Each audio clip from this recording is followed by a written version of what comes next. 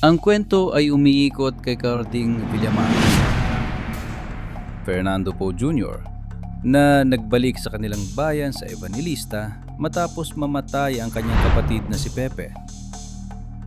Sa simula, akala ng lahat ay inatake lang sa puso si Pepe. Ngunit nalaman ni Carding na pinatay pala ito ni Congressman Duyente, Johnny Delgado, dahil tumanggi si Pepe na ibenta ang kanilang lupa na balak gawing planta. Nung una, pinili ni Carding na dumaan sa legal na paraan, pero binaliwala ito ng mga korap na pulis sa ilalim ni Jefe Rodas. Dahil dito, minaliit si Carding ng mga tao at tinawag na lampa at mahina ang loob, lalo na nang pahalikin siya sa lupa ng tauhan ni Duyente na si Braulio.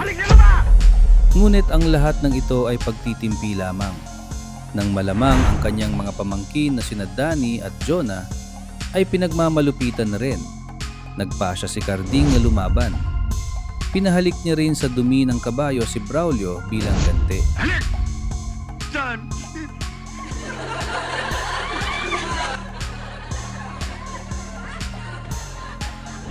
Nagkaroon ng mainit na paghaharap sina Carding at Congressman Duyente.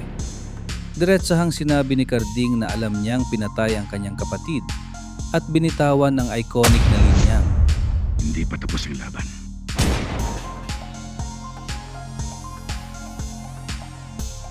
Dahil dito, ipinag-utos ni Duyente ang pag-ubos sa pamilya Villamar. Ubusin niyo lahat ang mga Villamar.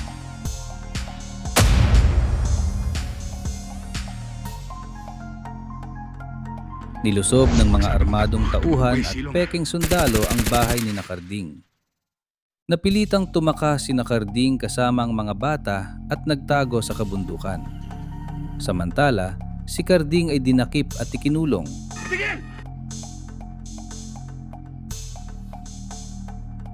Sige, dali niyo yan. Ngunit sa tulong ni Vicente, ang matapat na kaibigan ni Pepe, ay nakatakas siya mula sa presinto. Carding, kung sakaling mangailangan ka ng gamit. Sa dulo, balak ipapatay ni Duyente ang bagong dating na gobernador upang tuluyang makontrol ang buong lalawigan.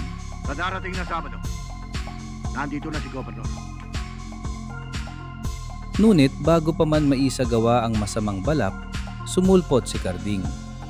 Sa isang matinding bakbakan sa gitna ng selebrasyon, sa huli, nanaig ang katarungan para kay Pepe at sa buong bayan ng Evangelista. Nailigtas ni Carding ang kanyang mga pamangkin at ang karangalan ng kanilang pamilya.